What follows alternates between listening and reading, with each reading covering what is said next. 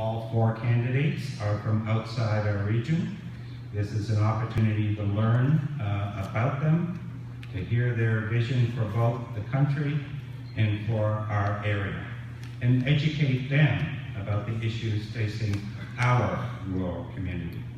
My name is John Berlinden. I am a member of the Chamber and have been asked to serve as moderator. My job is to ensure that all candidates are treated equally and fairly. Before the start of this event, we had a bit of a draw to determine speaking order. And speaking first will be Sean, followed by David, followed by Fred, and finally Ross. And then we'll move one place forward with each question.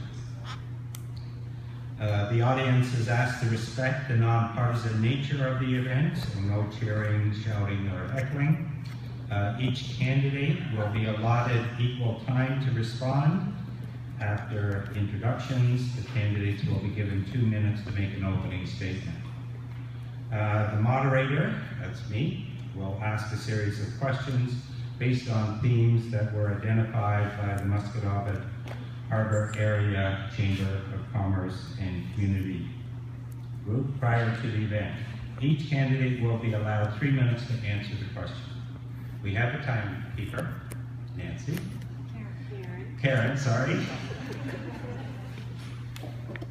I have too many names to keep track of, sorry.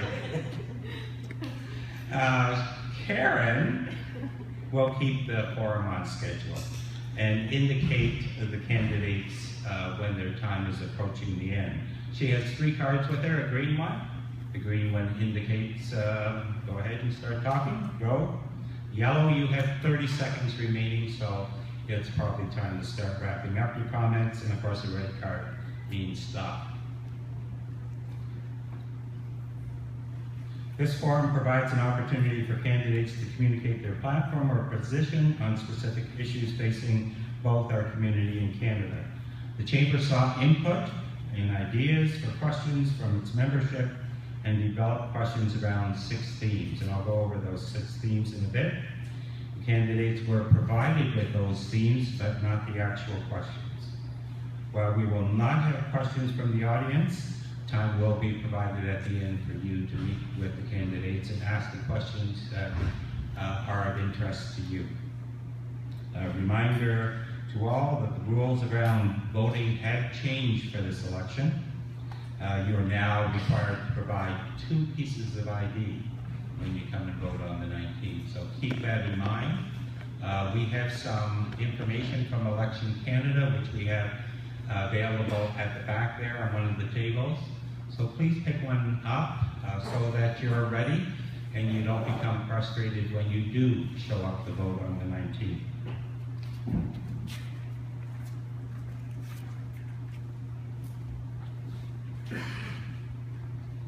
So let me introduce the candidates. They provided a brief bio of themselves, so I'm going to read what they sent. First speaker is Sean Fraser. Sean Fraser is running for the Liberal Party. He's a lawyer who grew up in Pictou County. He was originally from Miramichi. Has spent the last few years working in the litigation and international dispute resolution practice groups in the Calgary office of Canada's top ranking law firm. But who hasn't? Sorry, couldn't resist. He also serves as an associate research fellow with the Center for International Sustainable Development Law. Right? Sean spent time working to promote access to information laws with a human rights organization in Johannesburg. In this role, he helped facilitate various public education and advocacy campaigns. Sean holds a master's degree in public international law and a law degree from Dalhousie University with a specialization in business law and a Bachelor of Science degree from St. FedEx, where he graduated with distinction. In his spare time, Sean is a former member of the Stellarton Balmoral Pipe Band and has been playing the bagpipes for 22 years, and he has graciously tried to accommodate us by not playing the bagpipes. He also plays the guitar and enjoys playing with friends at open mic events.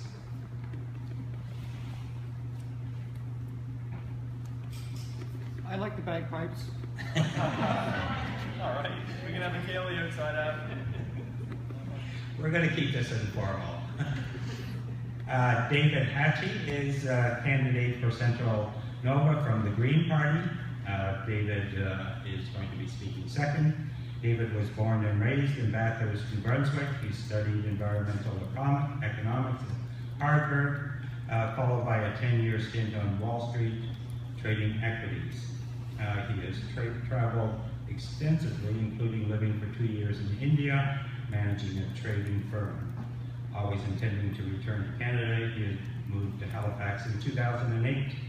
From there, he made his way to Pictou County, where he bought an old farm in Meadowvale and called it Harrier Hill. The farm is home to a flock of dairy sheep, Highland cattle, heritage chickens, and his 2 dogs, Tabby and Slipper. Since moving to Meadowvale, he has become very passionate about rural development, attending highly respected Georgetown Conference as a delegate. He is president of the Scotsburn Community Coalition, was treasurer of the founding board of Creative Pictou County Arts Society, and serves on the board of the local conservation group, Friends of Redtail, and is a member of the Slow Food Northumberland Shore, and was its delegate to Terra Magna 2014 in Italy. In his spare time, David is an avid photographer, and he is currently president of SNAPS, and he has been since its inception in 2012. Fred DeLaurie is your candidate from the Conservative Party. Fred grew up in Antigonish and graduated from St. Francis Xavier University in 2002. He worked on the family Christmas tree farm and woodlot in Antigonish County, where he gained first-hand experience on what hard work is all about, as he typically be in the woods, ready to work before the sun even came up. He worked with South Shore MP Gerald Petty and helped draft legislation that gave capital gains deferral to fishermen, an important piece of legislation that benefited many fishing families in Nova Scotia.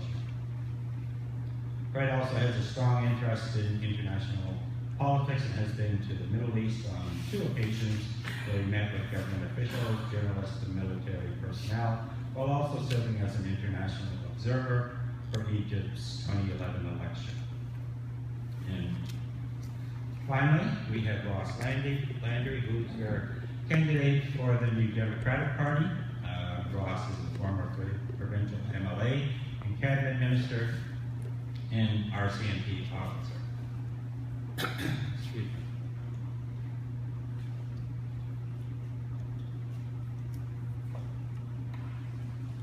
Ross was born and raised in Trenton, the son of a steel worker in a family of 6 siblings. During his 35-year career as a police officer, he demonstrated a deep commitment to families in each community he served. Upon retirement, he continued his commitment by serving as MLA for Pictou Centre. When the NDP formed the government in Nova Scotia, Ross served as Attorney General and Minister of Justice. His accomplishments include introducing and passing Canada's first legislation to protect victims of cyberbullying.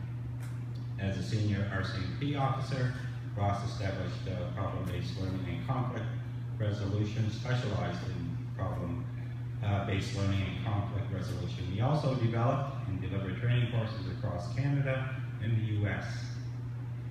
Always active in his community, Ross has been a member of several boards and committees, including the Pictou County United Way, the Bikeways Project, and Pictou County's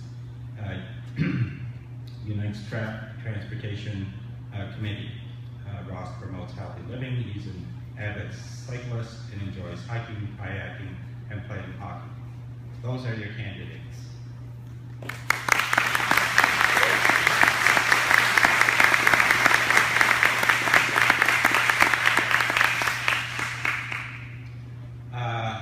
Our first theme and first question for this afternoon is around infrastructure. Infrastructure is more than just roads and bridges. It includes our buildings, both public and private, water, sewer treatment systems, services, and telecommunication. Infrastructure is essential for our survival and continued growth.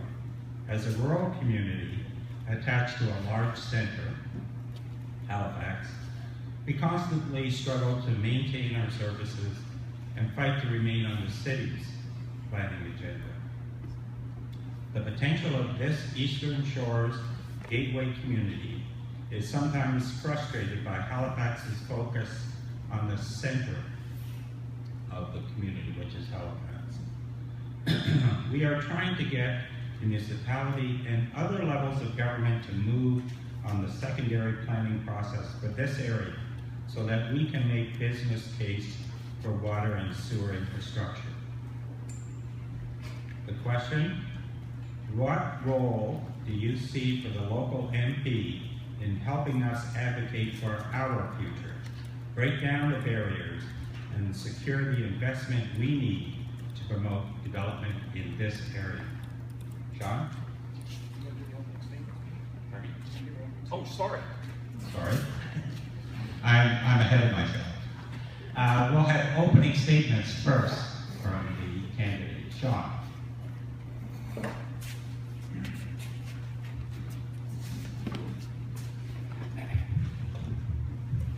So thanks very much for the kind introduction, and thanks to everyone for coming today. I think the turnout that we see today is fantastic.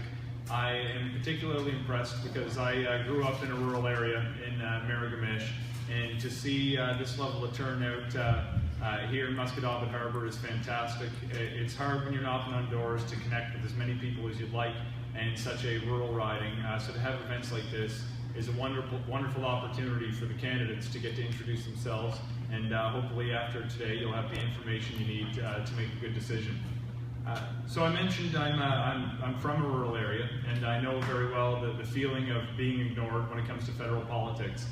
When I chat with folks in this part of the riding, that's one of the top concerns I have. It's not always about the specific policy, but it's about the lack of attention that this area receives. One of the things that I made very clear to my team is I'm from Pictou County. I spent a lot of time growing up in Antigonish, and I used to come down through the Eastern Shore in Musquodoboit, but it was more to stop by for a basketball tournament, and I needed to get to know this place. So one of the things that we insisted on doing was opening a headquarters here, so people would get to know us, and if they have questions for us, they can just pop into the old toddies to find out. So I think having a presence here was very important to us to show that you're not going to be ignored if we're successful in this election, and we are listening to the concerns that you have. Although there is a bit of a difference between our areas, we do have common issues, and some of these common issues relate to the fact that we're from fishing and farming and forestry communities. We have everything we need here to succeed, and if we just work together and implement the plan that you'll hear more about over the course of today from the Liberal Party, we will succeed. So thanks very much, and I look forward to getting to know you a little better as the course of the day goes on.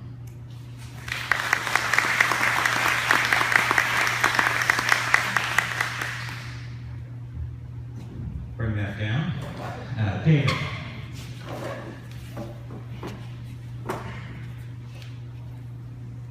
Well, thanks, John, and thanks to Margot and the Chamber of Commerce for inviting us all out tonight.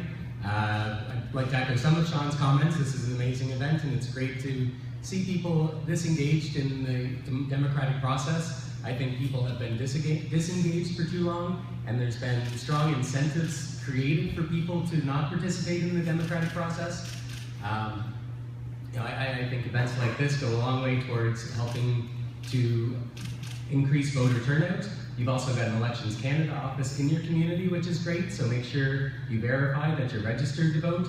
Things have changed, so voting is key. Voting will always be key. I think the system, not only just through discouraging voting, but also the first past the post system is a bit of a problem right now in Canada and is driving down our voter turnout.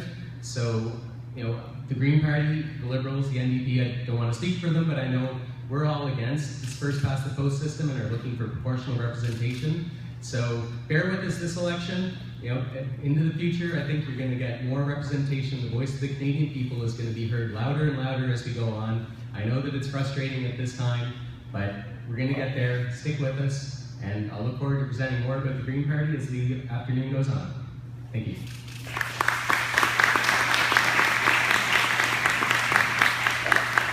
All right.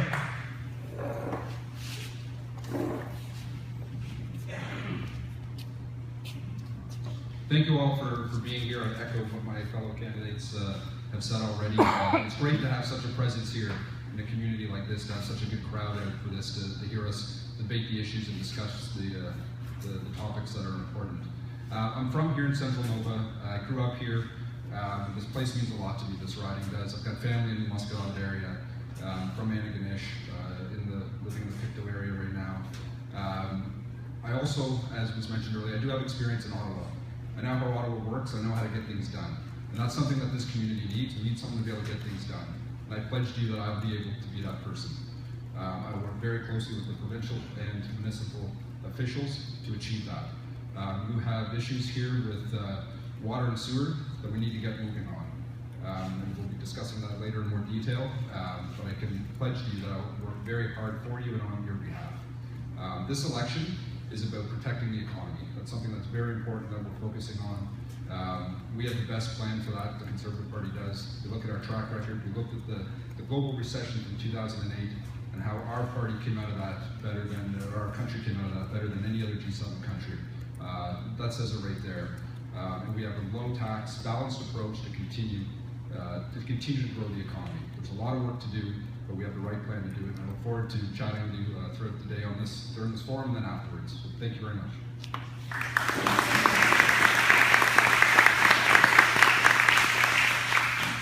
Hello everyone, and it's great to be here for my fourth visit to Muscatine Harbour. This afternoon you're going to hear the words change. You're going to hear it a lot probably. The NDP is about change. The Liberals say they're about real change. The Conservatives will say to you that they're not about change, that they like the status quo. Everything is just Jim Dandy. Well, you'll have to make that decision on October 19th for sure. But I'd ask you to reflect on the word accountability. Probably won't hear that so much. My Conservative friend here is going to ask you to stay the course. He'll tell you that everything's pretty good in Canada under the Harper government. My Liberal friend is going to ask you to pretend that the government under Justin Trudeau is going to be great. We just think back to when the Liberals were in power. Well, you'll have to make that decision, as I say, on October 19th. But let's face it, are we doing really as well as we should be? We've got debt, hauling out in the middle class, the growing gap between the rich and the poor, the decline in our healthcare and social programs, the shameful treatment of our environment, the shredding of Canada's reputation internationally, the conditions of our roads and bridges, all of the courtesy of our two old line parties. The Conservatives and Liberals may promise change, or real change, or whatever, but the response is really about staying the course. It's time that the two parties be held accountable. Tom Mulcair, the NDP, has a practical, principled, and progressive policies to deliver change to Canadians if you give us the chance. Today, I'll be demonstrating our policies and asking you to consider me as your candidate in Ottawa, and I'll speak for this area. I won't be Ottawa's voice in the area.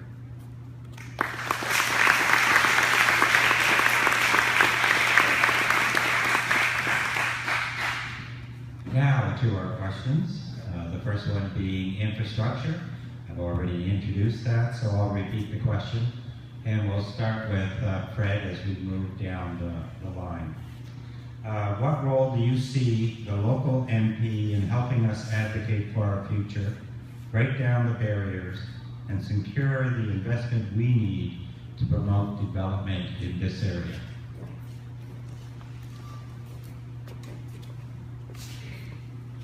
Thank you. As I mentioned earlier, some of the things that we need here moving in this area is water and sewer projects. And how do we do that? We need to work with all levels of government. Our party brought in the last budget the largest infrastructure announcement in Canadian history, a new Building Canada plan, which will have funds available to do this sort of work. We are committed to doing this. It is the biggest infrastructure announcement in our country's history, and we did it by keeping taxes low and keeping the budget balanced. We will work with municipal and provincial officials to get this work done, and I think that's the key. It's working with the other officials. At the end of the day, we need to work with the other parties, the other levels of government. But we will deliver this. We will work very hard. I'll work closely with our city councillor here, David Hensby, who's in the room, to make sure that we accomplish this. There's also a lot of other things here that we need to get done. High-speed fiber optic internet is something that we pledged to do. We've announced a $200 million announcement in the last during this campaign, and we're going to work throughout rural communities to get this expanded so that people can have this sort of process. And we'll move to the end here. Ross?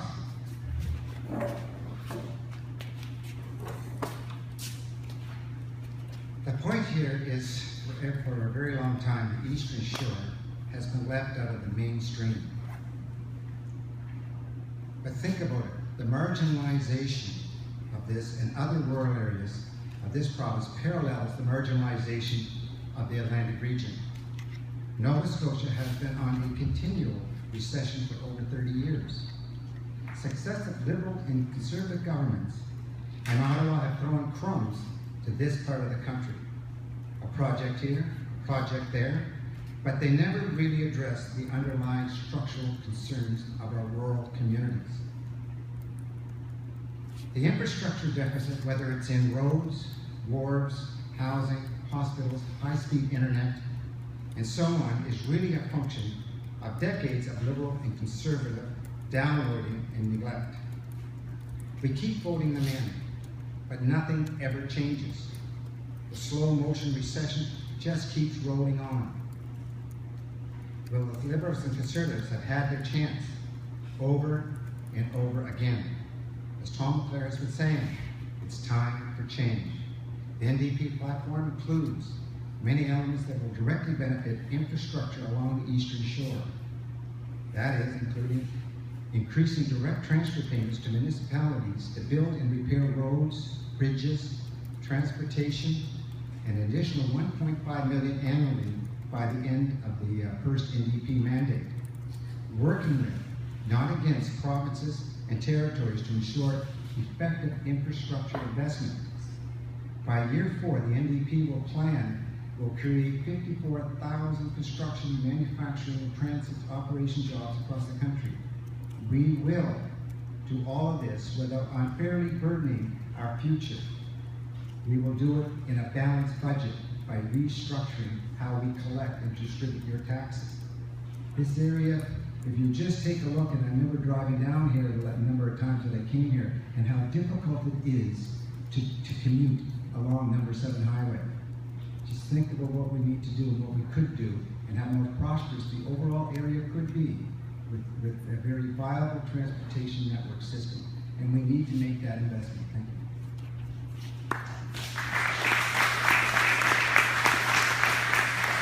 David?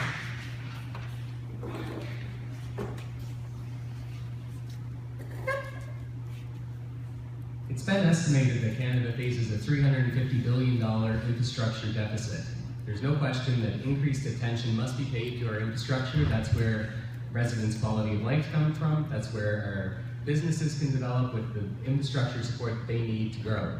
The Green Party has allocated $6.5 billion to infrastructure in the context of their cost balanced budget.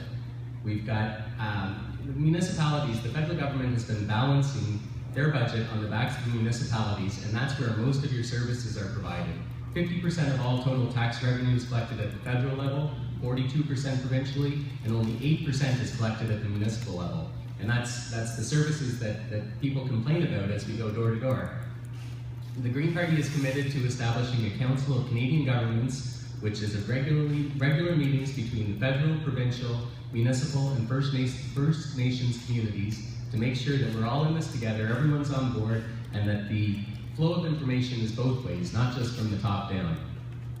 Furthermore, the Green Party has committed to establishing 6 municipal super funds, each funded with $500 million a year in the areas of brownfield remediation, waste and water, sports, culture and recreation, mass transit promotion, including car sharing services, cycling and pedestrian promotion, which there's a role for that in rural Atlantic Canada also, and community housing options. These investments will create jobs and bring the support and structure needed for Canadian businesses and small businesses to continue to hopefully thrive and continue to do well or start doing better in rural Atlantic Canada. High-speed internet is another severe barrier for rural Canadian businesses. I run a small business. I have a small farm in Scottsburn. My wife is a professional photographer. We struggle with their internet connection and have difficulty running what should be a business that can be run from rural Atlantic Canada. We struggle because of our internet connection. So the Green Party recognizes this as a problem.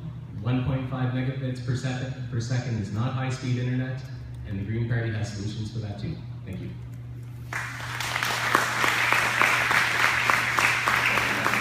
And finally, Sean. Hi, well, thanks very much.